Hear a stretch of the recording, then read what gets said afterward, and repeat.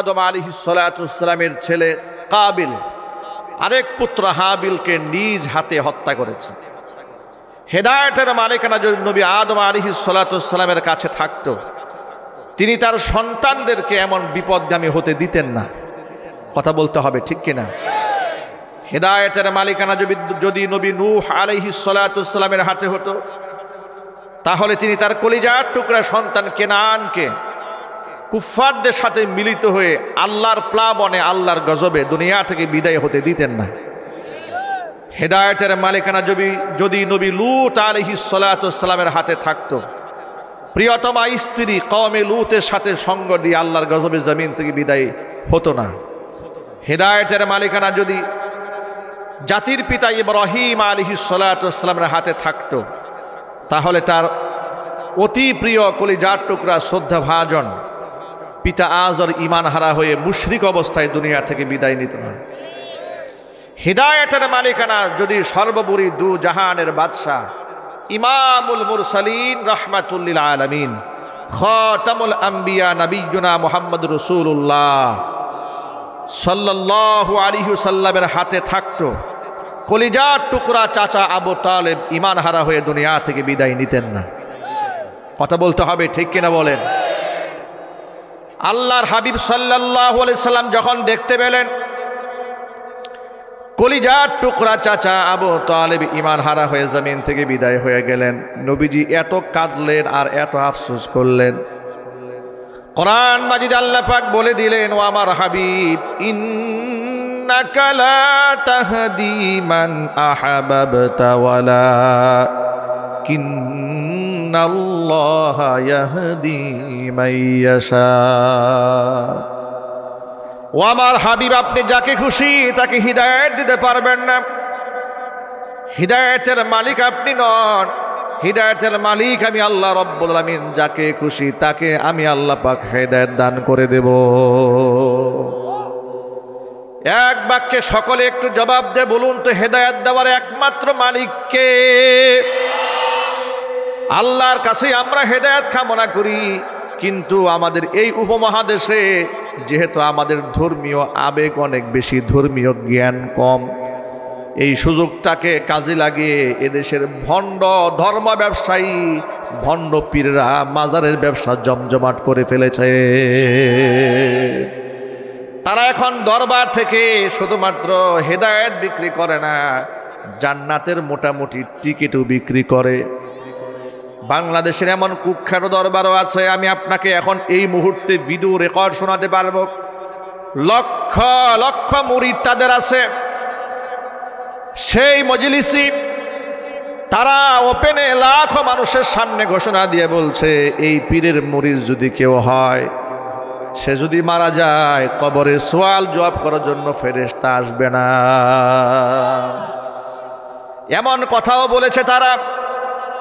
চট্টগ্রাম জেলার এক কুখ্যাত পীরের দরবার থেকে ফতোয়া দেওয়া হয়েছে, তারা এমন আকীদাও লালন করে, মালাকুল মাউত মুরিদের জান কবজ করবে না ততক্ষণ, পীরের পারমিশন পাবে না যতক্ষণ। এ ধরনের বিশ্বাস করলে ঈমান থাকবে? একটু জোর আওয়াজে বলতে হবে, ঈমান থাকবে। কিন্তু এই বিশ্বাস নিয়ে তো অসংখ্য লোক নামাজ ছেড়ে দিয়েছে, অসংখ্য লোক তো উরসে গরু নিয়ে যাচ্ছে, কিন্তু নামাজ পড়ে না। কথা একটু জোরে বলতে হবে, ঠিক কিনা?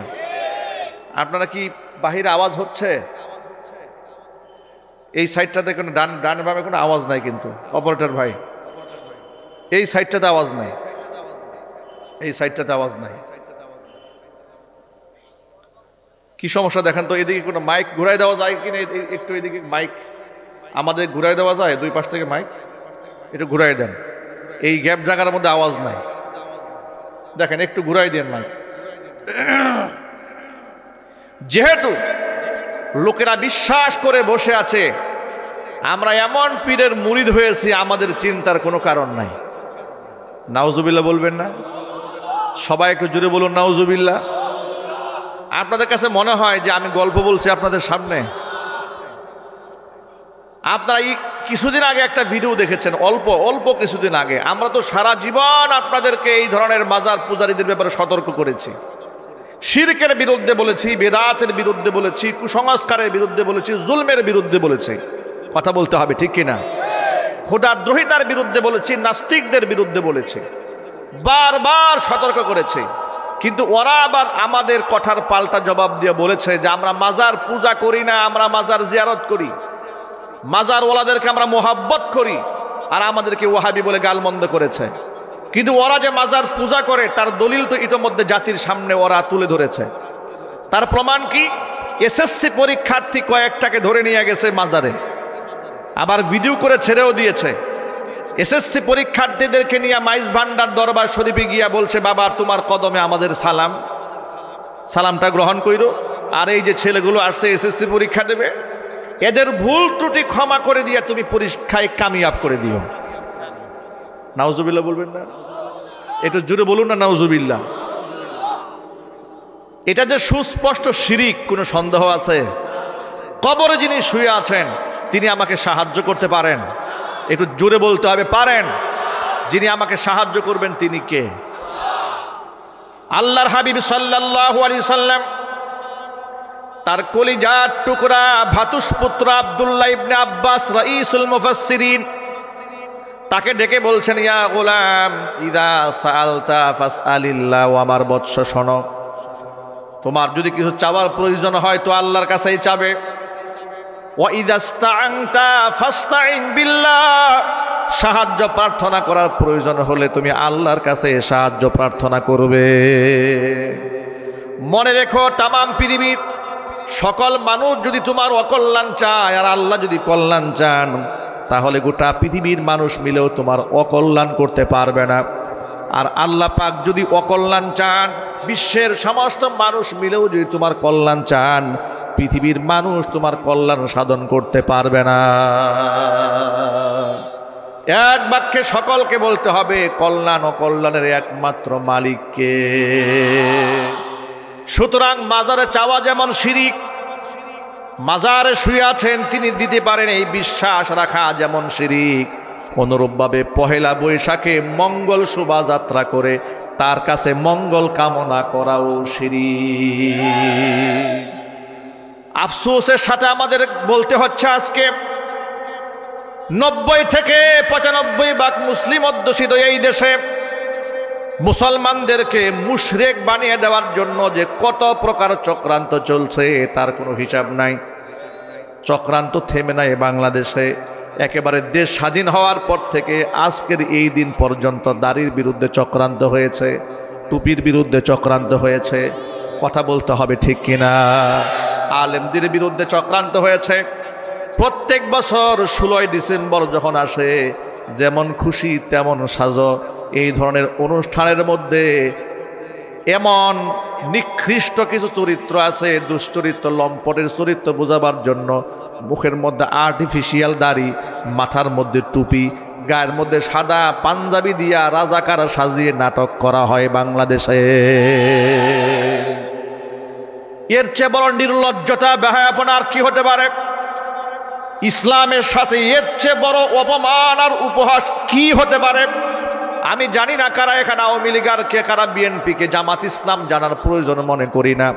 শুধু আমি বিশ্বাস করি দাড়ির সাথে টুপির সাথে পাগড়ির সাথে আল্লাহর কসম দেশদ্রোহী রাষ্ট্রদ্রোহিতার কোনো সম্পর্ক নাই। দাড়ি টুপির সাথে সম্পর্ক আমার কলিজার টুকরো নবীজি। কথা বলতে হবে ঠিক কিনা? সুতরাং দাড়িকে ছাগলের দাড়ির সাথে তুলনা করা, কিংবা দাড়ি এবং টুপির দেশাব দেখলে জঙ্গিবাদ, মৌলবাদ এ শব্দ বলে যারা উপহাস করে, আল্লাহর নামের কসম করে বলি তারা দেশপ্রেমিক নয়, তারা হচ্ছে ধর্মদ্রোহী, তারা ক্ষুধাদ্রোহী। কথা বলতে হবে ঠিক কিনা বলে? গাজীপুরে আমি হাজারো মানুষের সামনে একটা চ্যালেঞ্জ করেছিলাম, অনলাইন সোশ্যাল মিডিয়াতে বক্তব্য এখনো ভেসে বেড়াচ্ছে। বাংলাদেশের মুক্তিযোদ্ধা মন্ত্রণালয়ের অধীনে মুক্তিযুদ্ধের যে মন্ত্রণালয় আছে, সেখানকার মুক্তিযুদ্ধ মন্ত্রী যিনি আছেন তিনি আমার গাজীপুরের সন্তান আকম মোজাম্মেল হক এমপি সাহেব। কথা বলেন ঠিক কিনা? তার অধীনে, তার নেতৃত্বে বাংলাদেশের রাজাকারদের 10,000 রাজাকারের তালিকা করা হয়েছিল। কথা বলেন, সব ভুলে গেছেন নাকি আপনারা? তালিকার মধ্যে যাদের নাম এসেছিল আমরা সেখানে ওপেন চ্যালেঞ্জ করে বলেছিলাম, ওই 10,000 তালিকার মধ্যে কয়জন আলেমের নাম আর দাড়ি টুপির নাম পাওয়া যায় একটুখানি জাতি জানতে চায়। কথা বলেন না ঠিক কিনা? আশ্চর্যের ব্যাপার, সেখানে শুধু দাড়িওয়ালা টুপিওয়ালাদেরকেই নাটকে দেখানো হয় যে এরাই খারাপ, এরাই রাজাকার, এরাই রাষ্ট্রদ্রোহী, এটাই ধর্মদ্রোহী। কিন্তু অসংখ্য শাহরিয়ার কবিরা যে ওই সময় মুরগি সাপ্লাই দিয়ে জাতির সাথে গাদ্দারি করেছে, ওই ইতিহাসগুলো নাটকে তুলে ধরা হয় না। কথা বলতে হবে ঠিক কিনা? ওদের চক্রান্ত থেমে নাই। দেশ স্বাধীন হওয়ার পর থেকে আজ অবধি দাড়ির সাথে যেমন ষড়যন্ত্র হয়েছে, টুপির সাথেও হয়েছে। এবার বর্তমান প্রজন্মের কাছে বিসমিল্লাহ, ইনশা আল্লাহ, মাশা আল্লাহ, আলহামদুলিল্লাহ নিয়েও চক্রান্ত চলছে। ওরা চায় না এই দেশে ইনশা আল্লাহ থাকুক, ওরা চায় না এই দেশের সন্তানরা মাশা আল্লাহ বলুক, ওরা চায় না আমার কলিজার টুকরা সন্তানরা আলহামদুলিল্লাহ বলুক। ওরা thank you, good morning, good bye, tata, bye bye, যাই যাই, খাই খাই, এগুলাই ওরা চায়। কথা বলতে হবে ঠিক কিনা? যে দেশের মধ্যে জয় শ্রীরাম স্লোগান চলে ওপেনে, জয় জগন্নাথের জয়, এমন কথা মুসলমান মন্ত্রীর মুখ থেকে বের হয় আল্লাহর কসম, সেই দেশে যখন আল্লাহু আকবার তাকবীরের ধ্বনিতে বাধা দেওয়া হয়, আবার সেই বাধা মুসলমান নামক কুলাঙ্গারেরাই দেয়। জোরে কোন ঠিক কিনা? আমি আপনাদের সামনে কথা একদম খোলাসা বলি, যেই দেশে অমুসলিমদের জয় শ্রীরাম স্লোগান মুসলমানের কণ্ঠ থেকে, মুনাফিক নামক এই সমস্ত ব্যক্তিদের কণ্ঠ থেকে বের হয়, কোনো বাধা নাই, সেই দেশে আমরা আমাদের জীবনের সবটুকুন শক্তি সামর্থ্য নিয়ে আল্লাহ পাকের তাকবীরের স্লোগানের ধ্বনি দেব। পৃথিবীর কারো রক্ত চক্ষু দেখে আমরা পিছপা হব না। রাজি আছেন কারা কারা? আমি দৌড় দেখতে চাই।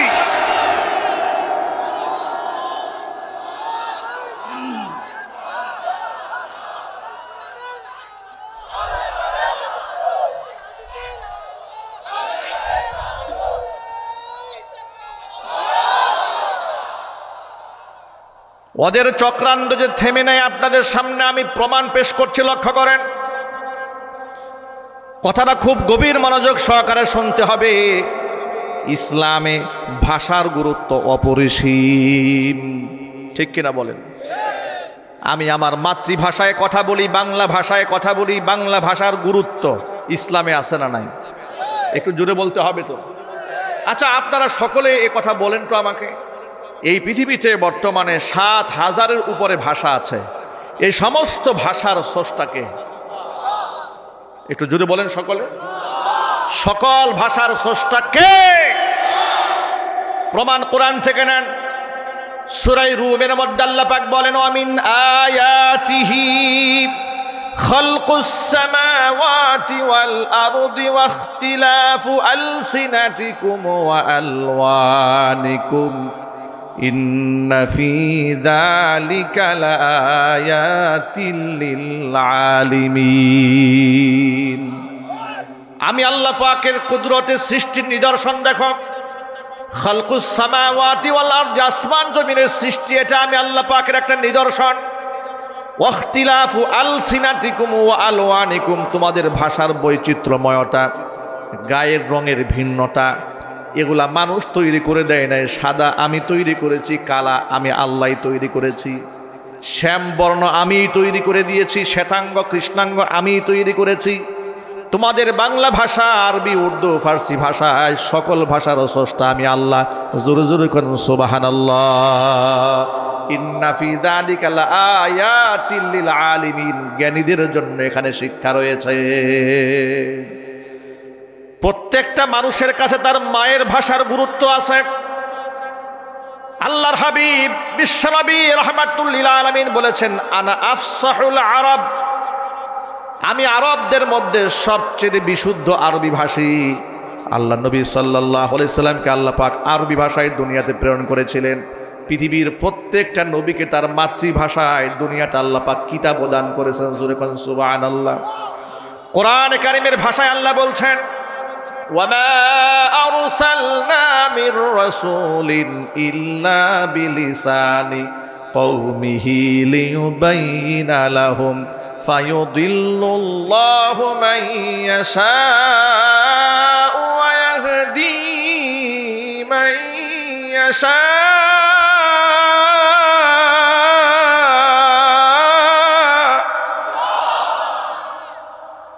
فيضل الله من يشاء ويهدي من يشاء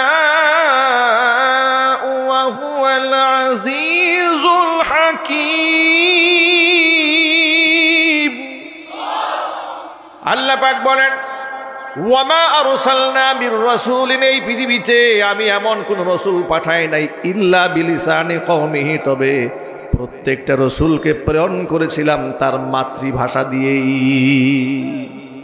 কারণ মায়ের ভাষায় মানুষ যেভাবে কথা বলতে পারে, অন্য ভাষায় সে যতই শিক্ষিত হোক না কেন, নিজের মায়ের ভাষা দিয়া মনের গভীরের যে আবেগটা, অনুভূতিটা যেভাবে বলা যায়, আপনি যদি আরবি ভাষার পণ্ডিত হন, ইংরেজি ভাষার পণ্ডিত হন, ফার্সি ভাষার পণ্ডিত হন, মায়ের ভাষা দিয়া হৃদয়ের গভীরের কথা যেভাবে বলতে পারবেন, অন্য ভাষা দিয়ে সেভাবে বলতে পারবেন না। ঠিক কিনা বলেন? এই জন্য ইসলামে ভাষার গুরুত্ব অপরিসীম। বাংলা ভাষার স্রষ্টা কে? আল্লাহ পাক। সুতরাং বাংলা ভাষার গুরুত্ব আমাদের কাছে আছে। ইসলামেও বাংলা ভাষার গুরুত্ব আছে, এর তাৎপর্য আছে। সুবহানাল্লাহ। কোন আরো মজার ব্যাপার হচ্ছে, বাংলা ভাষার জন্য এই পৃথিবীটি জীবন দিয়েছে আমার বাংলাদেশের সোনার সন্তান, মুসলিম সন্তান জাব্বার, সালাম, রফিক, তারা সকলেই মুসলমান ছিলেন। বাংলা ভাষার জন্য 1952 সনে তারা জীবন দিয়েছেন। জোরে কল বলতে হবে, ঠিক কিনা?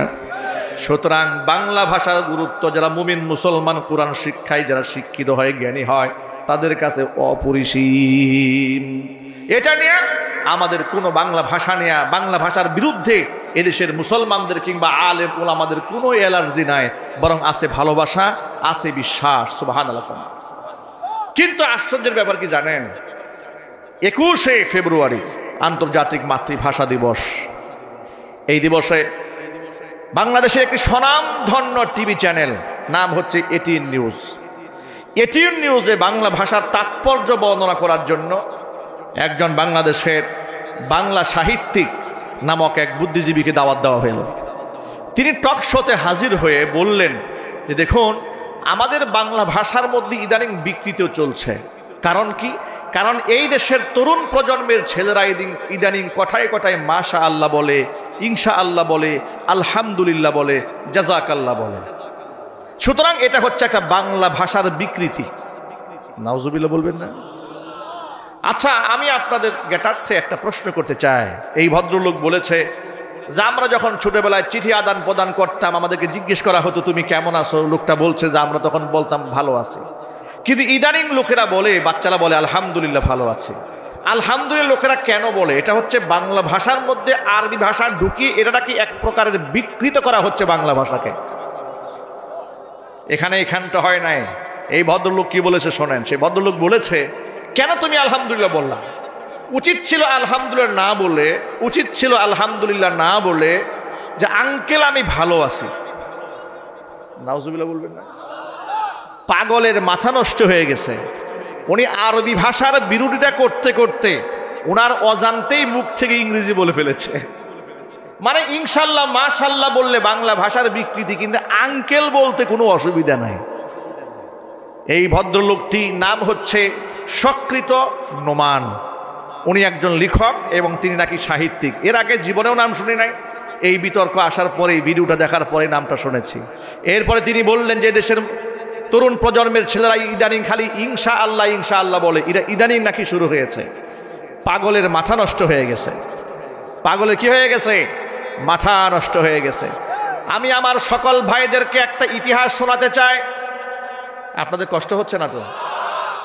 কোরআনে কারীম থেকে ছোট্ট একটা ইতিহাস শোনায়। আমি আমার খুতবার মধ্যে যে আয়াতে কারিমা তেলাওয়াত করেছি তার একটা তাৎপর্য আছে। কোরআনে কারীম এমন একটা কিতাব, এমন একটা আকর্ষণের কিতাব, যে আকর্ষণ কোনোদিন শেষ হবে না। কোরআনে কারীমের সিদ্ধান্তই চূড়ান্ত। ইন্না হাযাল কুরআনা ইয়াহদি লিল্লাতী হিয়া আকওয়াম। আল্লাহ পাক বলেন আমার কোরআন মানুষকে সেই পথের দিশা দেয় যা চূড়ান্ত সঠিক, যার মধ্যে ভুল হওয়ার কোনো সম্ভাবনা নাই। কোরআন যে জিনিসকে হালাল করেছে তামাম পৃথিবীর সকল মানুষ মিলেও তার মধ্যে ত্রুটি বের করতে পারবে না। আবার কোরআন যে জিনিসটাকে হারাম করে দিয়েছে পৃথিবীর সমস্ত মানুষ মিলেও ওই হারামের মধ্যে কোনো কল্যাণ খুঁজে বের করতে পারবে না। উদাহরণ দিয়ে বলি, মদ খাওয়া হালাল না হারাম? সবাই একটু জোরে বলতে হবে তো। গাঁজা খাওয়া হালাল না হারাম? ইয়াবা খাওয়া হালাল না হারাম? ফেন্সিডিল খাওয়া হালাল না হারাম? ১৫০০ বছর আগে আল্লাহ মদকে হারাম করে দিয়েছেন, কিন্তু মদের ফজিলত আবিষ্কার করার মতো কোনো ডাক্তার এই পৃথিবীতে আজও পর্যন্ত জন্ম নেয় নাই। সকল ডাক্তারেরা, সকল স্বাস্থ্য সচেতন ব্যক্তিরা এই সিদ্ধান্তে উপনীত হয়েছে মদের মধ্যে কল্যাণ নাই, কল্যাণ যা আছে ক্ষতিটা তার চাইতে বেশি মারাত্মক। এই জন্য আল্লাহ রাব্বুল আমিন চিরন্তনভাবে মদকে হারাম করে দিয়েছেন। কিন্তু এই কথাটা যখন আমরা এই দেশে তথাকথিত সুশীলদেরকে বলি, ওরা বুঝতে চায় না। ওরা বিশ্ববিদ্যালয়ের মধ্যে গাঁজা চত্বর বানিয়ে প্রকাশ্যে গাঁজা সেবন করছে, ধূমপান করছে। তাদের বিরুদ্ধে টক শোতে একটা কথাও কোনো বুদ্ধিজীবী উচ্চারণ করে না। ছাত্ররা যদি বিশ্ববিদ্যালয়ে দাড়ি নিয়ে চলে, টুপি নিয়ে চলে, এমনকি বোরকা নিয়েও যদি আমার কোনো মা বোন বিশ্ববিদ্যালয়ে পড়াশোনা করতে চায়, বোরকা নিষিদ্ধ করার জন্য পায়তারা করার লোক এই দেশে আছে না নাই? একটু জোর আওয়াজে বলতে হবে, আছে না নাই? ঢাকা বিশ্ববিদ্যালয় মেয়েরা যেন বোরকা পরে পরীক্ষার হলে ঢুকতে না পারে, সেখানকার প্রশাসনিক কর্মকর্তারা আইন করে দিয়েছিল চেহারা খুলে ঢুকতে হবে, কান খুলে ঢুকতে হবে। জিজ্ঞেস করা হলো কারণটা কি? পর্দা করা তো ফরজ, কিন্তু আপনার ফরজের মধ্যে হানা দিচ্ছেন কেন? যুক্তি দিয়ে বলেছিল আইডেন্টিফিকেশনের জন্য, চেহারা চিহ্নিতকরণের জন্য। প্রশ্ন হলো চেহারা চিহ্নিত করার জন্য পরপুরুষের সামনে মুখ খোলার প্রয়োজনটা কি? উপকরণ তো আরও আছে, পলিসি তো আরও আছে, সিস্টেমটাকে চেঞ্জ করলেই হয়ে যায়। তার প্রমাণ শোনেন। সিস্টেম চেঞ্জ করলে কেমনে হয়? প্রত্যেকটা ছাত্রী, প্রত্যেকটা পরীক্ষার্থীর হাতের মধ্যে আইডি কার্ড আছে না নাই? একটু জোরে বলতে হবে। প্রবেশপত্র আছে না নাই? এরপরেও যদি কলিজা ঠান্ডা না হয়, চেহারা দেখেই যদি শনাক্ত করার প্রয়োজন হয়, মহিলা শিক্ষিকাকে গেটের সামনে বসায় দাও, একজন করে ছাত্রী চেহারা দেখে দেখে ক্লাসরুমে ঢুকাইয়া দেবে। এত বৈধ পলিসি থাকার পরেও সব পলিসি বাদ দিয়ে বলেছে না, চলবে না, মুখ খুলে ক্লাসরুমে ঢুকতে হবে। কেন আমার সন্তানেরা শিক্ষক নামক কুলাঙ্গারের সামনে কেন চেহারা খুলে ঢুকবে? এই বাংলাদেশে মুরাদ সরকারের মতো অসংখ্য লম্পট বদমাশ শিক্ষক সেজে বিশ্ববিদ্যালয়ে তারা দায়িত্ব পালন করছে। এই দেশের কিছু সুশীলরা বলে শিক্ষক হচ্ছে বাবার সমতুল্য, সুতরাং বাবার সামনে কোনো পর্দা নাই। তাদেরকে বলবো ভিকারুন্নিসা নুন স্কুল অ্যান্ড কলেজে শিক্ষার্থী মেয়েরা রাজপথে নেমে তাদের শিক্ষক মুরাদ সরকারের বিরুদ্ধে আন্দোলন করছে। বলছে এই লম্পট শিক্ষকটি মেয়েদেরকে বলতো, তুমি তো আমার মেয়ের মতো, আমি তোমার পাশাপাশি বসলে কোনো অসুবিধা নাই। এই কথা বলে মেয়েদের ক্লাসে বসে মেয়েদের পাশাপাশি গায়ে হাত দিত। হাত দিয়ে এই লম্পটের কলিজা ঠান্ডা হয় না, নেকের ছবি মেয়েদেরকে দেখাতো এই শিক্ষক নামক কুলাঙ্গার। ওর বিচার হওয়ার দরকার আছে না নাই? একটু আওয়াজ উঠতে হবে, বিচার হওয়ার দরকার আছে না নাই? শুধু বহিষ্কার করলে হবে না। যেই সমস্ত লম্পট শিক্ষক নামক কুলাঙ্গারেরা আমার মেয়ের, আমার বোনের চরিত্র নিয়ে ছিনিমিনি খেলেছে, এর প্রত্যেকটাকে ফাঁসির দণ্ডে দণ্ডিত করতে হবে।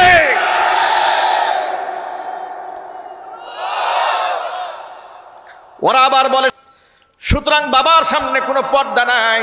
বাবার সামনে যদি পর্দা না করতে হয় তাহলে মুরাদের জন্ম হলো কেন? জবাব দাও। কথা বলতে হবে তো। এখানেই তো ঘটনা শেষ হয় নাই। আপনারা হয়তো ভাবতে পারেন এটা ইন্ধনটা মনে হয় কাকতালীয় ব্যাপার না, সব জায়গায় চক্রান্ত চলছে। এই যে কুষ্টিয়া ইউনিভার্সিটিতে ইসলামিক বিশ্ববিদ্যালয়ের একটা মেয়ে ভাইবা পরীক্ষা দিতে গেল, ভাইবা বোর্ডের সদস্য যারা ছিলেন তারা বললেন তোমার মুখের মধ্যে নেকাব আছে, পর্দা আছে, সরাও। পর্দা না সরালে পরীক্ষা নেওয়া হবে না। নাউজুবিল্লাহ পড়েন। আপনারা বলেন পর্দা করা সুন্নত না ফরজ? আরো জোরে বলেন। পরীক্ষা দেওয়াটা কি ফরজ? মেয়েটা বলল পরীক্ষা দেওয়া ফরজ না পর্দা করা ফরজ। সুতরাং আমি আমার মুখ থেকে নেকাব সরাবো না। মেয়েটার পরীক্ষা নেওয়া হয় নাই। এক সপ্তাহ পরে আমাদের আন্দোলনের কারণে মেয়েটার পরীক্ষা নেওয়া হয়েছে। আমি আপনাদের শুধু একটা কথাই বোঝাতে চাই, একটা ইসলামিক বিশ্ববিদ্যালয়ে মেয়ে যদি পর্দা করে পরীক্ষা দিতে না পারে, এই যদি হয় বিশ্ববিদ্যালয়ের শিক্ষক মণ্ডলীদের অবস্থা, ইসলামিক বিশ্ববিদ্যালয়ে এদেশে ইসলাম কতটুকু নিরাপদ একটু চিন্তা করে দেখুন। আমি আপনাদের কাছে একটা প্রশ্ন রাখতে চাই, আপনারা মেহেরবানি করে সকলে মিলে এক বাক্যে জবাব দিবেন। আমাদের বাংলাদেশের একজন বিখ্যাত আলেম 55 বছর কোরআনে কারিমের তাফসীর করে দুনিয়া থেকে বিদায় হয়ে গেছেন। কথা বলতে হবে ঠিক কিনা? তিনি একটি কবিতা বলেছিলেন মানুষকে বুঝাবার জন্য চট্টগ্রামের লাখো মানুষের সামনে। তিনি বলেছিলেন বরবাদ গুলিস্তা কে লিয়ে এক হি উল্লু কাফি হ্যায়, গুলিস্তা কি হার শাক পে উল্লু बैठे है फिर अंजामे गुलिस्ता किया होगा। একটা বাগান ধ্বংস করার জন্য একটা হুতুম পেঁচাই যথেষ্ট। কথা বলতে হবে ঠিক কিনা? আর হুতুম পেঁচা বসে গেছে ডালে ডালে, সেই বাগানের কি অবস্থা হবে আল্লাহ জানে। আজকে বিভিন্ন জায়গার মধ্যে নাস্তিকরা বসে ইসলাম নিয়ে ষড়যন্ত্র করছে। এই নাস্তিকদের দাঁত ভাঙ্গা জবাব দেওয়ার জন্য বাংলাদেশে তাওহীদি মুসলমানকে গর্জে উঠতে হবে।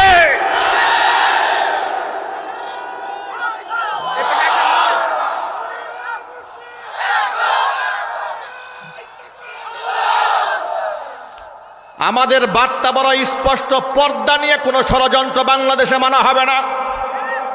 আওয়াজ দিয়ে বলতে হবে। পর্দার বিধানকে আলেমরা বানিয়েছে। কে দিয়েছেন? আল্লাহর নামটা একটু আঙ্গুল উঁচা করেন। আমার মা বোনদের পর্দার বিধান কি হুজুররা বানিয়েছে? কে দিয়েছেন? চিল্লায় বলেন। সুতরাং যে বিধান আল্লাহ দিয়েছেন তোমার এত অ্যালার্জি কেন? কথা বলেন ঠিক কিনা বলেন। তোমার সেই পর্দা নিয়ে এত জ্বলে কেন? শুধু কি তাই? এদের পর্দা নিয়ে যেমন অ্যালার্জি, ওই যে বুদ্ধিজীবী টকশোতে বসে ইনশাআল্লাহর বিরুদ্ধে বিষোদ্গার করছে, অথচ সে বলছে ইনশাআল্লাহ নাকি বাংলাদেশে নতুন নতুন তৈরি হয়েছে। আপনাদেরকে একটা গল্প শোনাই। কোরআনে কারিমের বিষয় তো কখনো শেষ হবে না। কোরআনে কারিমের একটা চিরন্তন আকর্ষণ আছে, এর তেলাওয়াতে আকর্ষণ আছে, এর বিষয়বস্তুর মধ্যেও আকর্ষণ আছে। যারা কোরআন ভুল ধরার জন্য গবেষণা করেছে, কোরআন তাদের ভুল শুধরায় মুসলমান বানিয়ে দিয়েছে। ডক্টর মরিস বুকাইলির নাম তো নিশ্চয়ই শুনেছেন আপনারা, ঠিক কিনা বলেন? তিনি কোরআন শিক্ষা গ্রহণ করেছিলেন কোরআনের ভুল ধরার জন্য। তিনি যত কোরআন পড়েছেন তিনি নিজের ভুল তত শুধরাই দিয়েছে কোরআন। সুবহানাল্লাহ বলেন। নিজে মুসলমান হয়ে কোরআনে কারিমের পক্ষে বই লিখেছেন। আল্লাহু আকবার বলেন। এই কোরআনের আকর্ষণ নতুন নয়। ১৫০০ বছর আগে আল্লাহ নবী যখন কোরআনে কারিমের তেলাওয়াত করতেন, তার আকর্ষণ এত বেশি ছিল, যার উপর কোরআন নাজিল হয়েছে কাফের বেঈমানরা পর্যন্ত নবীজির কণ্ঠে কোরআন না শুনে রাতের বেলায় ঘুমাতে পারত না। এখনো পর্যন্ত বাংলাদেশ সহ গোটা পৃথিবীর হাফেজ সাহেবরা যখন তেলাওয়াত করে, তিলাওয়াতের আসর মানুষের অন্তরে এমনভাবে পড়ে যায়। আমি আমার নিজের চোখে দেখেছি, নামাজের মধ্যে গভীর মনোযোগ সহকারে ফজরের নামাজের ইমামতি করেছি, দেখেছি পিছনের মুসল্লিরা কাঁদতে কাঁদতে চোখের পানি দিয়ে বুক ভাসিয়ে ফেলেছে। কান্নার আওয়াজ সামনে থেকে শোনা গেছে। মসজিদুল হারাম, মক্কাতুল মুকাররমা, মদিনাতুল মুনাওয়ারা এখনো পর্যন্ত খতমে তারাবির নামাজ 20 রাকাত হয়, ঠিক কিনা বলেন? 20 রাকাত তারাবির নামাজের মধ্যে ইমাম সাহেব যখন তেলাওয়াত করেন, তিলাওয়াত শুনে ভাষা বুঝে না, শব্দও বুঝে না, শুধু কানে আওয়াজ শুনে। কোরআনে কারিমের তেলাওয়াত শুনে যে কত হাদি সাহেবরা উমরা করতে গিয়ে কান্দে, দৃশ্য নিজ চোখে আপনারা দেখে নিবেন। কারণ হলো কোরআনে কারিম সম্পর্কে আল্লাহ রাব্বুল আলামিন নিজেই বলে দিয়েছেন, ইন্নামাল মুমিনুনা আল্লাযীনা ইযা যুকিরাল্লাহু ওয়াজিলাত কুলুবুহুম وَإِذَا تُلِيَتْ عَلَيْهِمْ آيَاتُهُ زَادَتْهُمْ إِيمَانًا। নিশ্চয়ই যারা ইমানদারের সামনে যখন আমি আল্লাহ পাকের জিকির করা হয় ওয়াজিলাত কুলুবহুম, অন্তরটা তাদের বিগলিত হয়ে যায়। ওয়া ইযা তুলিয়াত আলাইহিম আয়াতুহু, আমার আয়াত যখন তিলাওয়াত করে শোনানো হয় যাদাতুহুম ঈমানা, তাদের ঈমানটা বেড়ে যায়। জোরে জোরে কোন সুবহানাল্লাহ। আমার ভাইরা, সামনে রমজানুল মুবারক আগত। ওই রমজানে অন্ততপক্ষে 20 রাকাত খাতমে তারাবির নামাজের মধ্যে 30 পারা কোরআনে কারিমের তেলাওয়াত আমরা করতে চাই এবং শুনতে চাই বলে ইনশাআল্লাহ। খাতমে তারাবির নামাজ পরিপূর্ণভাবে হক আদায় করে পড়ার আগ্রহ আছে? কার কার হাত দেখতে চায়? নিয়ত আছে কার কার? হাত দেখি। আল্লাহর কাছে দোয়া করবো আল্লাহ পাক যেন আপনাদের মনের নেক আশা পূরণ করে দেয়। জোরে কোরআন আমিন। একেবারে ছোট্টবেলায় যখন 11-12 বছর বয়স, তখন আমি আল্লাহ রাব্বুল আলামিনের কোরআনে কারীম হিফজ সম্পন্ন করার তৌফিক আল্লাহ আমাকে দান করেছে। লম্বা সময় এই খতমে তারাবির নামাজের ইমামতি করেছি। আমি দেখেছি যেদিন নামাজের মধ্যে বেশি তারতিলের সাথে মোহাব্বতের সাথে তেলাওয়াত হয়েছে, ওই নামাজের প্রতি মানুষের মোহাব্বত আরও বেড়ে গেছে।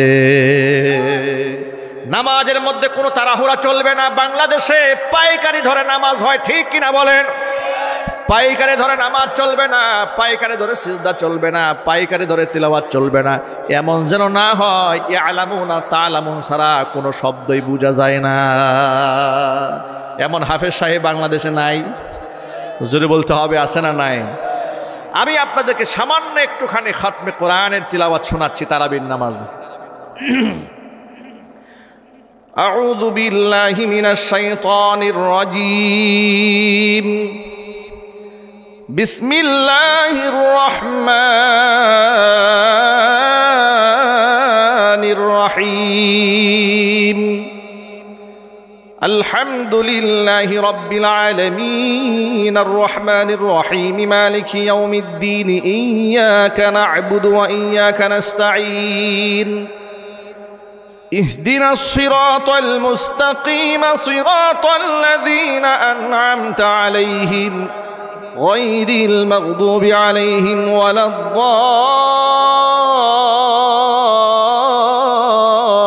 الضالين. بسم الله الرحمن الرحيم. يا أيها الذين آمنوا قاتلوا الذين يلونكم من الكفار وليجدوا فيكم غلظة واعلموا أن الله مع المتقين. وإذا ما أنزلت سورة فمنهم من يقول أيكم زادته هذه إيمانا فأما الذين آمنوا فزادتهم إيمانا وهم يستبشرون. وأما الذين في قلوبهم مرض فزادتهم رجسا إلى رجسهم وماتوا وهم كافرون. أولا يرون أنهم يفتنون في كل عام مرة أو مرتين ثم لا يتوبون ولا هم يذكرون.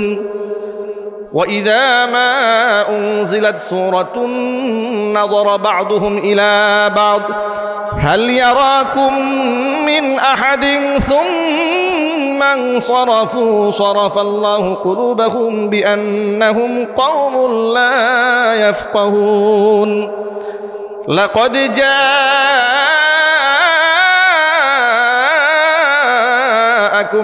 لقد جاءكم رسول من أنفسكم عزيز عليه ما عنتم حريص عليكم بالمؤمنين رؤوف رحيم. فإن تولوا فقل حسبي الله لا إله إلا هو عليه توكلت وهو رب العرش العظيم.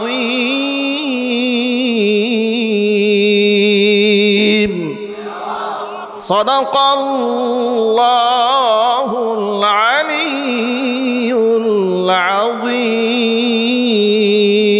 العظيم. যত ধ্যানমগ্নতার সাথে হাফেজ সাহেব তিলাওয়াত করবেন, মুসল্লিদের নামাজের প্রতি মহব্বত আরও বেড়ে যাবে। কথা বলতে হবে, ঠিক কিনা? এই জন্য রমজান মাসের তেলাওয়াত যেন পাইকারি ধরে না হয়, ঠিক কিনা? রুকু সেজদা স্থিরভাবে করতে হবে। আমরা বলি ইনশাআল্লাহ, সবাই বলেন না ইনশাআল্লাহ? আচ্ছা, আপনারা একটা জিনিস কি খেয়াল করেছেন? আমি যখন এই সামান্য একটু তিলাওয়াত করেছি, আমি তো একেবারে আল্লাহর সবচেয়ে নগণ্য বান্দা। তা আমি যে তিলাওয়াত করলাম, আপনারা একেবারে এই মুহূর্তের মধ্যে পিং পতং নীরবতায় ভিন্ন একটা জগতে মূর্ছনে আপনারা হারায় গেলেন, ঠিক না? এখন আপনারা একটু চিন্তা করেন, এই কোরআন যখন আল্লাহ রসুল তিলাওয়াত করতেন, আগে বলেন আল্লাহু আকবার, আরো জোরে বলতে হবে আল্লাহু আকবার। এই তিলাওয়াত যখন আল্লাহর হাবিব নিজে তিলাওয়াত করতেন এই কোরআন, তখন মুসলমানদের অবস্থা কি হতো? এমন কি কাফের, আবু জাহেলের মতো কাফের, রাতের বেলায় নবীজি সাল্লাল্লাহু আলাইহি ওয়াসাল্লাম যখন তিলাওয়াত করতেন, আবু জাহেলের ঘুম আসতো না এই কোরআনের আকর্ষণে। সুবহানাল্লাহ, কি বাড়ি গিয়ে বলবেন নাকি? রাতের আধারে দাঁড়িয়ে থাকতো দেয়ালে পিঠ লাগিয়ে, নবীজির কণ্ঠে কোরআন শুনত। এজন্য আমি আমার ব্যক্তিগত মূল্যায়ন করে বিভিন্ন মাহফিল একটা এক্সাম্পল দিয়ে বলি, ১৫০০ বছর আগের আবু জেহেলের চেয়ে বর্তমান আবু জেহেলের নাতিপুতিরা বেশি মারাত্মক। কারণ ১৫০০ বছর আগের আবু জেহেল দিনের বেলায় কোরআনের বিরোধিতা করলেও রাতের বেলায় চুপিসারি হুজুরের কণ্ঠতে কোরআন শুনেছে। আর বর্তমান আবু জেহেলের নাতিরা দিনের বেলায় কোরআনের বিরোধিতা করে, রাতের বেলায় কোরআনের মাহফিলকে বন্ধ করে দেয়। এই মাহফিল বন্ধ করার খেলা বাংলাদেশ থেকে বন্ধ হতে হবে।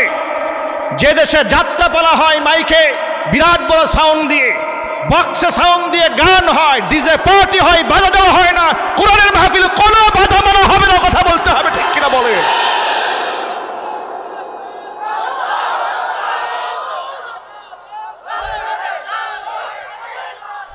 আমার যুবক ভাইরা, কথাটা একটু বোঝাবার জন্য বলি, আমাদের মতো আদনা মানুষ কোরআন শরীফের তেলাওয়াত করলে মানুষ যেমন পাগল পারা হয়ে যায়, রাতের আধারে নবীজি সাল্লাল্লাহু আলাইহি ওয়াসাল্লামের তেলাওয়াত শোনার পরে আবু জেহেলের অবস্থা বড় ভয়াবহ হয়ে যেত। আবু জেহেলরা যখন দেখলো কোরআনের আকর্ষণ থেকে মানুষকে দূরে সরানো সম্ভব হচ্ছে না, আর কোরআনের আকর্ষণ থেকে মানুষকে আপনি কিভাবে দূরে সরাবেন? এই কোরআন তো মানুষের বানানো কোনো বই নয়। কোরআনে কারীম কার বাণী? আর জোরে বলুন, কার বাণী? পৃথিবীর সমস্ত নবীগণ বিদায় হয়ে গেছেন, তাদের মুজিজাও বিদায় হয়ে গেছে। আমার আপনার নবী দুনিয়া থেকে চলে গেছেন, তো মুজিজা কোরআন শরীফ বিদায় হয় না, আজও আছে। তৎকালীন যুগে কাফেররা চিন্তা ভাবনা করল, যেহেতু কোরআন থেকে মানুষকে কোনোভাবে সরানো সম্ভব হচ্ছে না, অন্তত পক্ষে একটুখানি যাচাই করে দেখি মুহাম্মদ সাল্লাল্লাহু আলাইহি সাল্লাম আসলে সত্য নবী নাকি মিথ্যাবাদী। একটুখানি যাচাই করার জন্য তারা মক্কার দুজন বিশিষ্ট ব্যক্তিকে নির্বাচন করলো, মদিনায় পাঠিয়ে ইহুদিদের কাছ থেকে তথ্য নেওয়ার জন্য। যেই দুজন ব্যক্তিকে তারা সিলেক্ট করলো, একজনের নাম হচ্ছে নজর ইবনে হারেস, আরেকজনের নাম হচ্ছে উকবা ইবনে মুইত। তারা ছিল মক্কার বিশিষ্ট কাফের, বড় লিডার, পয়সাওয়ালা, বিত্ত বৈভবের মালিক। তাদেরকে পাঠিয়ে দিল মদিনায়। মদিনার ইহুদি পণ্ডিতদের কাছে গিয়ে তারা জিজ্ঞেস করলো, আমাদের অঞ্চলে একটা লোক আসছে, লোকের আবির্ভাব ঘটেছে, যার নাম হচ্ছে মোহাম্মদ, বাবার নাম আব্দুল্লাহ, মায়ের নাম আমিনা, জন্মগ্রহণ করেছে কুরাইশ বংশে। এত বিশ্বস্ত আর এত সুন্দর আচরণের অধিকারী মানুষ পৃথিবীতে কোনোদিন আমরা দেখি নাই। কাফেররা স্বীকার করতে বাধ্য হয়েছে, 40 বছরের লোকটা জীবনে একটা মিথ্যা শব্দ বলে নাই। জোরে জোরে কোন আল্লাহু আকবার। তখন মদিনার ইহুদিরা মক্কার কাফেরদের পাঠানো 2 জন ব্যক্তিকে শিক্ষা দিয়া দিল, শোনো, তোমরা মক্কায় ফিরে গিয়া মুহাম্মদ সাল্লাল্লাহু আলাইহি সাল্লামকে 3টা প্রশ্ন করবে। 3টা প্রশ্নের জবাব যদি তিনি দিতে পারেন, প্রমাণিত হবে তিনি সত্য নবী, তার বিরুদ্ধে আন্দোলন করে কোনো লাভ হবে না। আর যদি তিনি প্রশ্নের জবাব দিতে না পারেন, তোমরা বুঝে নিবা তিনি মিথ্যাবাদী, বাগাড়ম্বরকারী। 3টা প্রশ্ন শিখাই দিল। 1 নাম্বার প্রশ্ন হচ্ছে জিজ্ঞেস করবা রূহ কি জিনিস, ভালো করে শোনেন। 2 নাম্বার প্রশ্ন হচ্ছে জিজ্ঞেস করবা বাদশাহ যুলকারনাইনের কাহিনী, যিনি পৃথিবীর পূর্ব পশ্চিম সফর করেছে, তার কাহিনী শোনান। 3 নাম্বার প্রশ্ন করবা ওই যুবকদের কাহিনী শোনান যারা ঈমান রক্ষা করার জন্য নিজের মহল্লা ছেড়ে দিয়ে পাহাড়ের গুহায় গিয়ে আশ্রয় গ্রহণ করেছিল, মানে আসহাবুল কাহাফের কাহিনী শোনান। 3টা প্রশ্নের জবাব তিনি যদি নবী না হন কোশ্চিন কালেও দিতে পারবে না, কারণ ওহির ইশারা ছাড়া এই জবাব দেওয়া সম্ভব নয়। এবার মক্কার সব কাফেররা একত্রিত হয়ে গেছে, প্ল্যান প্রোগ্রাম কনফার্ম। নবীজি সাল্লাল্লাহু আলাইহি সাল্লামকে তারা 3টা প্রশ্ন করবে। সবাই চলে আসছে হুজুরের সামনে, এসে বলে মুহাম্মদ আমরা তোমাকে 3টা প্রশ্ন করব, জবাব দিতে পারলে প্রমাণ হবে তুমি সত্য নবী। আল্লাহর হাবিব বললেন প্রশ্নগুলা করো। বলল তুমি জবাব দাও রূহ কি জিনিস, জবাব দাও বাদশাহ যুলকারনাইনের কাহিনী একটু আমাদেরকে শোনাও, আসহাবুল কাহফের কাহিনী শোনাও। আল্লাহ নবী বললেন তোমাদের 3 প্রশ্নের জবাব আমি আগামীকাল দেব। তিনি যখন বললেন আগামীকাল দেব, তিনি ইনশাআল্লাহ বলতে ভুলে গেলেন, ইনশাআল্লাহ বলতে ভুলে গেলেন। জিবরাইল আলাইহিস সালাতু ওয়াস সালাম যেহেতু প্রতিনিয়ত রাসূলের কাছে আসে, নবীজি সাল্লাল্লাহু আলাইহি সাল্লামের একটা কনফিডেন্স ছিল, আত্মবিশ্বাস ছিল, জিবরাইল তো নিশ্চয়ই আসবে, জিবরাইল কাছ থেকে আমি প্রশ্নের উত্তর জেনে নেব আর এদেরকে শোনাই দেব। জিবরাইল রাসূল পাক সাল্লাল্লাহু আলাইহি ওয়াসাল্লামের কাছে এত ঘন ঘন আসতেন, 23 বছর নবুয়তের জীবনে নবীজির কাছে জিবরাইল আসছে 40,000 বার। আরো জোরে কতবার এসেছে? 40,000 বার জিবরাইল আমিন রাসূলের কাছে এসেছে। এখন এই যে নবীজি বললেন যে আমি তোমাদেরকে কালকে বলবো, ইনশাআল্লাহ বলতে ভুলে গেলেন। কাল যখন চলে এসেছে জিবরাইল আলাইহিস সালাতু ওয়াস সালাম আর আসেন না। নবীজি সাল্লাল্লাহু আলাইহি ওয়াসাল্লাম বড় পেরেশান হয়ে গেলেন, কেন জিবরাইল আসে না? হুজুর বারবার আকাশ পানে তাকায় থাকেন। সারা দিন চলে গেল, পরের দিন চলে আসে, জিবরাইল আসে না। আর কাফের বেঈমানরা গোটা সমাজের মধ্যে কানা ঘোষা করে ভরে ফেলেছে মুহাম্মদ মিথ্যাবাদী। এমনকি তারা এমন শব্দ বলেছে যে মুহাম্মদেরকে যে জিনে ধরছিল ওই জিন মুহাম্মদ সাল্লাল্লাহু আলাইহি ওয়াসাল্লামকে ছেড়ে পালায় গেছে। নাউযুবিল্লাহি মিন যালিক। এভাবে তারা যখন উপহাস করতে শুরু করলো, একদিন চলে যায়, দ্বিতীয় দিন চলে যায়, তৃতীয় দিন চলে যায়, চতুর্থ পঞ্চম দিন চলে গেল, সপ্তাহ পার হয়ে গেল, জিবরাইল আসে না। নবীজির পেরেশানির মাত্রা বাড়তে বাড়তে বাড়তে বাড়তে এমন অবস্থা হয়ে গেল নবী করিম সাল্লাল্লাহু আলাইহি সাল্লাম সেজদা থেকে মাথা উঠান না। কি হলো, কেন জিবরাইল আসে না? এদিক দিয়ে কাফেররা যে কত বাজে কথা বলতে শুরু করেছে। এভাবে টানা 15টা দিন পার হয়ে গেছে, জিবরাইল আলাইহিস সালাতু ওয়াস সালাম আসে না। 15 দিন পরে কোরআনে কারিমের এই 3টা প্রশ্নের জবাব নিয়ে আল্লাহ রাব্বুল আলামিন 30 পারা কোরআনের গুরুত্বপূর্ণ একটা সূরা, সূরাতুল কাহাফ, জিবরাইল আলাইহিস সালাতু ওয়াস সালামকে দিয়ে জমিনে পাঠালেন, সাথে পাঠিয়ে দিলেন 70,000 রহমতের ফেরেশতা। এই সূরা যখন নাজিল হয় তখন 70,000 রহমতের ফেরেশতা জমিনে অবতরণ করে এই সূরা সম্মানে। সূরার নাম কি? সবাই বলুন সূরার নাম কি? সূরার নাম সূরাতুল কাহাফ। এই সূরার মধ্যে 3টা প্রশ্নের জবাবটা দেওয়া হয়েছে। সাথে সাথে সবচেয়ে ইম্পর্টেন্ট যেটা নবী করিম সাল্লাল্লাহু আলাইহি ওয়াসাল্লামের জন্য কেন 15 দিন জিবরাইল আসলেন না, ঠিক কিনা বলেন? এই অশান্তি মন থেকে দূর হওয়ার দরকার আছে না নাই? এবার প্রশ্নের জবাব শুনেন। আল্লাহ রাব্বুল আলামিন বললেন, ওয়ালা তাকুলান্না লিশাইইন ইন্নী ফাইলুন যালিকা গাদা ইল্লা আন ইয়াশা আল্লাহ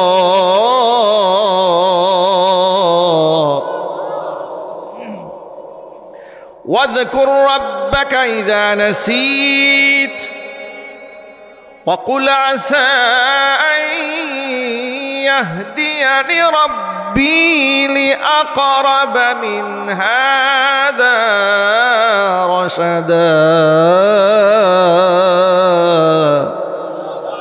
আল্লাহ পাক বলেন, আমার হাবিব আপনি ভবিষ্যতের ক্ষেত্রে কোনো কথা বলতে গেলে ইনশাআল্লাহ ছাড়া কোনো কথা বলবেন না। সুবহানাল্লাহ বলেন। কেন জিবরাইল আসে নাই? শোনেন, আপনি যে বলেছেন আগামীকাল বলবো, আপনি ইনশাআল্লাহ বলেন নাই। কারণ ইনশাআল্লাহ অর্থ মানে হচ্ছে যদি আল্লাহ চান, ঠিক কিনা বলেন? যদি কে চান? আচ্ছা মনে করেন আমরা সবাই একটা জিনিস চাই, কিন্তু আল্লাহ এটা চান না, কাজ হবে? আরো জোরে বলেন। আমরা সবাই চাই, আল্লাহ চান না, কাজ হবে? আর আল্লাহ চান, আমরা কেউ চাই না, হবে না? হয়ে যাবে। সুতরাং ইনশাআল্লাহ ছাড়া আপনি কোনো কথা বলবেন না। এখানে ছোট্ট একটা সিক্রেট দেই আপনাদের কাছে। এই যে আমরা ভবিষ্যতের জন্য ইনশাআল্লাহ বলি, এই বিধানটা কি ইদানিং নাজিল হয়েছে? কতদিন আগে নাজিল হয়েছে? ১৫০০ বছর আগে নাজিল হয়েছে। তখন থেকে মুসলমানদের জবানে ইনশাআল্লাহর রেওয়াজ চালু হয়েছে। এই যে ২১শে ফেব্রুয়ারিতে পাগলটা যে বলল টেলিভিশন টক শোতে বসে যে এই দেশের মুসলমানরা নাকি ইদানিং নতুন নতুন ইনশাআল্লাহ বলা শুরু করেছে, ওই পাগলকে আজকে ৭ই মার্চ স্মরণ করিয়ে দিতে চায়। আজকেই সেই ঐতিহাসিক ডে।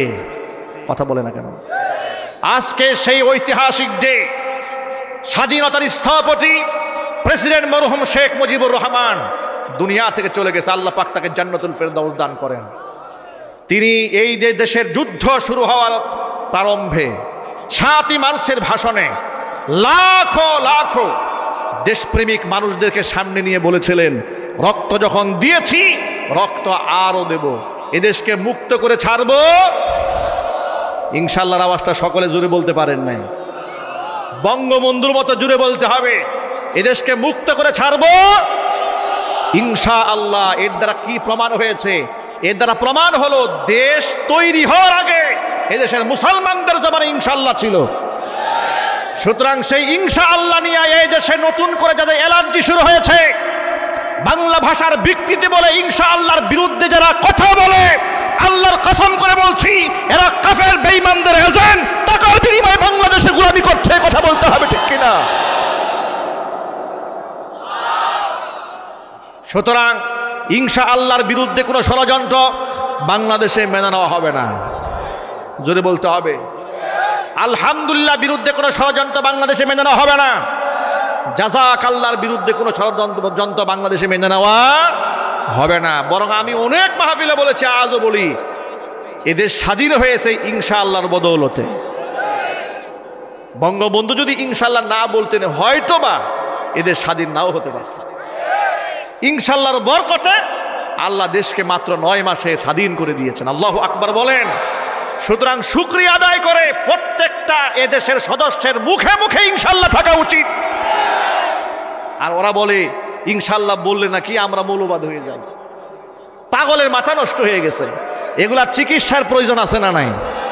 তবে এদের চিকিৎসা কিন্তু পাবনায় হবে না। এদের জন্য আলাদা একটা থেরাপি হসপিটাল বানাতে হবে। এখানে শুধু থেরাপি চলবে, এখানে ওয়াজ চলবে না, শুধু পিটানি চলবে। কথা বলে ঠিক কিনা?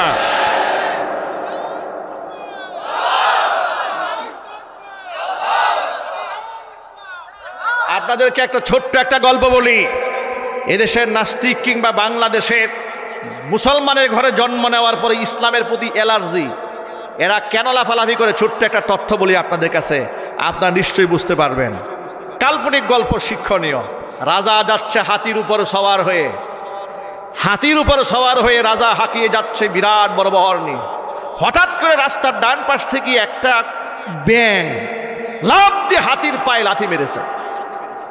রাজা মশাই দেখে ফেলেছে যে ব্যাঙের এত বড় সাহস, রাজার হাতির পায়ে লাথি মারা রাস্তার ব্যাঙ, এই সাহস থেকে পেল ব্যাঙ। উজির মশাই তথ্য তালাশ করো। উজির মশাই ব্যাঙরে ধরছে, কি রে ব্যাঙ দ্বারা তাকায় দেখে ব্যাঙ আগেও ল্যাংটা এখনো ল্যাংটা, কি লাভ দিল কেন? নিশ্চয়ই কোনো কারণ আছে। এবার কোনো তথ্য উনি আবিষ্কার করতে পারেন না। ব্যাঙের এই সাহস হইল থেকে রাজার হাতির পায়ে লাথি মারছে, সাহস পাইছে করতে, কারণ তো একটা আছে। দলের মধ্যে ছিল এক পণ্ডিত। পণ্ডিত বলল, রাজা মশাই যদি আমারে পারমিশন দেন তথ্য আমি আবিষ্কার করতে পারবো। বা ঠিক আছে, তোমাকে পারমিশন দেওয়া হলো, তথ্য বের করো। ওরে এত সাহস করতে হয়েছে, আমার হাতি পায়ে লাথি মেরেছে। এরপরে বেচারা মাটি খুঁড়ছে, 5 হাত মাটি খুঁড়ে 5 টাকার একটা কয়েন পাইছে। বলে, রাজা মশাই তথ্য তো পাওয়া গেছে, ব্যাংক তো এমনি লাভ দেয় নাই, এই টাকার গরমে লাভ দিছে।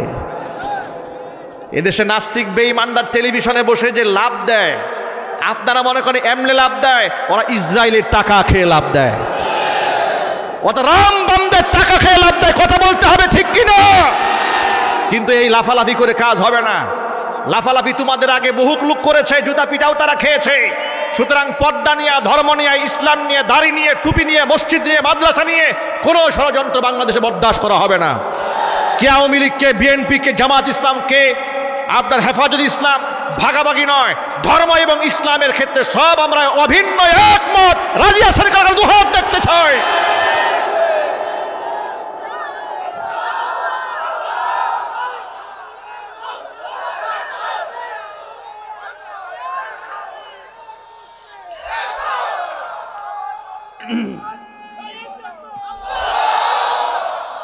আমার যুবক ভাইরা, সুতরাং ইনশাআল্লাহ আমরা কোরআন থেকে শিক্ষা গ্রহণ করেই বলেছি, কথা বলতে হবে ঠিক কিনা? মাশাআল্লাহ আমরা কেন বলি একটুখানি শোনেন। নবী করিম সাল্লাল্লাহু আলাইহি সাল্লাম বলেছেন, আল্লাহ আইনু হাক্কুন, মানুষের নজর সত্য। রাস্তাঘাট দিয়ে হেঁটে যাচ্ছেন, সুন্দর একটা ফুলের বাগান কিংবা ফলের বাগান দেখেছেন, খালি বলছে লাউ গাছটা কি সুন্দর রে, ব্যাস পরের দিন থেকে লাউ গাছ পচা ধরছে। এরকম বেবরকতি লোক সমাজে আছে না? এটা কিন্তু হাদিস দ্বারা প্রমাণিত। নবী করিম সাল্লাল্লাহু আলাইহি ওয়াসাল্লাম বলেছেন, আল্লাহ আইনু হাক্কুন, মানুষের নজর সত্য। সুন্দর একটা ফুটফুটে সন্তান, বাচ্চা দেখলেন, দেখার পর আপনি কি বললেন? বাপরে বাপ, কি সুন্দর ছেলে, জীবনেও দেখি না এত সুন্দর বাচ্চা। ব্যাস মুখের মধ্যে কিচ্ছু নাই, আলহামদুলিল্লাহ, ইনশাআল্লাহ নাই, মাশাআল্লাহ নাই, কিচ্ছু নাই বলে ফেলেছেন। নবী করিম সাল্লাল্লাহু আলাইহি ওয়াসাল্লাম বলেছেন, খবরদার, তোমরা এই ধরনের কিছু দেখলে জবানে বলবা মাশাআল্লাহ। এটা যদি তুমি বলো, মাশাআল্লাহ বললে তুমি যত ভালো কিছু প্রশংসা করো না কেন, তোমার বদনজর লাগবে না। সুবহানাল্লাহ বলেন। আমার এই বক্তব্য অসংখ্য মা বোনরা শুনতে পাচ্ছেন। আমি জানি এখানে হাজার হাজার মা বোনেরা এসছেন। মা বোনদেরকে বলবো, প্রিয় মায়েরা, বোনেরা, বাচ্চাদেরকে যার তার কুলে দেবেন না, যার তার সামনে নেবেন না, ঠিক কিনা বলেন? বাচ্চারা এরা মাসুম, বেগুনা, এদেরকে খুব কেয়ার ইউনিটের মধ্যে আল্লাহ পাক রেখেছিলেন মাতৃগর্ভে, ঠিক কিনা বলেন? এটা কেয়ার ইউনিট থেকে ওরা দুনিয়াতে এসছে। এই দুনিয়ার মধ্যে অসংখ্য জার্ম, জীবাণুতে ভরে গেছে। ওদেরকে খুব আগলে ধরে মোহাব্বতের সাথে লালিত পালিত করে বড় করতে হবে। মানুষ যদি আপনার বাচ্চাকে দেখে প্রশংসা করে ভূয়সী, আপনি হাসি না দিয়ে প্রথম বলবেন যে ভাই আপনি একটু মাশাআল্লাহ বলেন, ঠিক কিনা বলেন? আপনি মাশাআল্লাহ বলেন, তাহলে আমার সন্তানের কোনো ক্ষতি হবে না। আর যদি মাশাআল্লাহ ছাড়াই আপনার সন্তানকে প্রশংসা করলো, আপনি একেবারে খুশিতে আদমরা হয়ে গেছেন, পরের দিন দেখবেন বাচ্চার পাতলা পায়খানা শুরু হয়ে গেছে। এগুলা করা যাবে না। আমরা হাদিস থেকে শিক্ষা গ্রহণ করেছি, ভালো কিছু দেখলে কি বলবো? মাশাআল্লাহ, তাহলে নজর আর লাগবে না। কেউ আমার কোনো উপকার করেছে, আমি বলবো জাযাকাল্লাহ, ঠিক কিনা বলেন? জাযাকাল্লাহ শব্দের অর্থটা কি? অর্থ হচ্ছে আল্লাহ তোমাকে বিনিময় দান করুন। এ দোয়া বলার দরকার আছে না নাই? কি আফসোস, এটা বললেও নাকি আমরা মৌলবাদ হয়ে যায়। আমি আলহামদুলিল্লাহ কেন বলি? আপনি যখন আমাকে বললেন যে ভাই আপনি কেমন আছেন, আমি কি বলেছি? আলহামদুলিল্লাহ। সবাই বলেন তো আমরা কি বলবো? আবার বলুন, কি বলবো? কারণ আমি তো সুস্থ থাকার মালিক নই, সুস্থ আমারে কে রেখেছেন? সুতরাং আল্লাহর প্রশংসা তো আমার জবানে থাকতে হবে। আল্লাহ রাব্বুল আমিন কোরআন মাজিদের মধ্যে বলেছেন, লাইন শাকারতুম লাযীদান্নাকুম ওয়া লাইন কাফারতুম ইন্না আযাবি লাশাদীদ। যদি তোমরা আমার দেওয়া নিয়ামতের শুকরিয়া আদায় করো, আমি আল্লাহ পাক নিয়ামতের তোমাদের জন্য নিয়ামত আরো বৃদ্ধি করে দেব। ওয়ালা ইন কাফারতুম, নিয়ামত যদি পাওয়ার পরেও যদি কুফরি করো, না শুকরি করো, ইন্না আযাবি লাশাদীদ, জেনে রেখো আমার শাস্তি বড় ভয়ঙ্কর কঠিন। আমি এই জন্য আলহামদুলিল্লাহ বলি, কারণ আল্লাহ নবী বলেছেন সুস্থতার নিয়ামতের চাইতে দামি নিয়ামত মানুষের জীবনে আর নাই। আলাইহিস সালাতু ওয়াস সালাম আল্লাহকে একটা আনকমন প্রশ্ন করেছিলেন, কথাটা ভালো করে শুনেন। মুসা কালিমুল্লাহ আল্লাহ রাব্বুল আলামিনকে একটা চমৎকার প্রশ্ন করেছিলেন। সেই প্রশ্ন হচ্ছে, আল্লাহ তুমি যদি বান্দা হতে, আমি মুসা যদি রব হতাম, তুমি আমার কাছে কি চাইতে? সুবহানাল্লাহ বলেন। আচ্ছা, এই প্রশ্নটা কতটা গভীর সম্পর্ক হলে বলা যায়, একটু আন্দাজ করতে পারেন? আল্লাহ তুমি যদি বান্দা হতে, আমি যদি রব হতাম, তুমি আমার কাছে কি চাইতে? সর্বপ্রথম আল্লাহ পাক বললেন, মুসারে আমি তোমার কাছে সর্বপ্রথম সুস্থতার নিয়ামতটা চেয়ে নিতাম। তাহলে আমাদেরকে যে আল্লাহ সুস্থ রেখেছেন, এই শুকরিয়া আদায় করার দরকার আছে না? জোরে বলেন, আছে না নাই? আপনাদেরকে গত রাতের একটা ঘটনা শোনা, এই কথাটা সবাই শুনবেন। একজন লোকও এই কথাটা অন্য মনস্ক হয়ে শুনবেন না, কথাটা খুব ইম্পর্টেন্ট কথা। গত রজনীতে একটা ঘটনা ঘটেছে।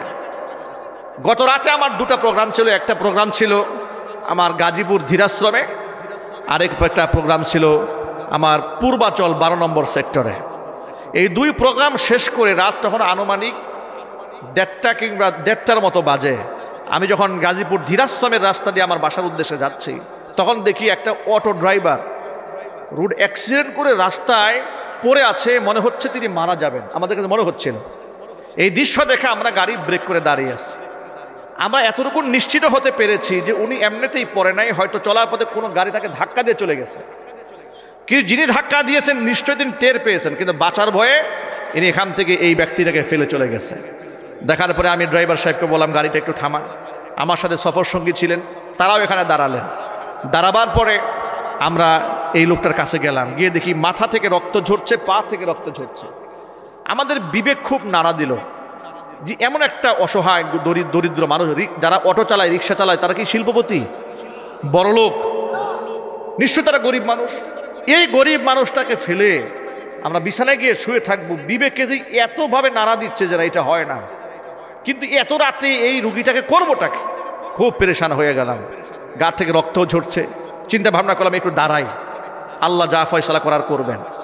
এরপরে দাঁড়িয়ে গেলাম, সেখানে আরও কিছু অটোওয়ালা আসলেন, এদেরকে দাঁড় করালাম। কিছু গাড়িওয়ালা আসলেন, দাঁড় করালাম যে ভাই দেখেন তো ওনাকে কেউ চিনেন কিনা। একজন অটোওয়ালা বলে হুজুর আমি তো ওনাকে চিনি, উনি পূর্ব চান্দনাতে ওনার বাড়ি, ওনার এই সম্পর্কে আছে। পরে পকেটে মোবাইল ছিল, উনি সেন্সলেস, ওই লোকটা পড়ে আছে।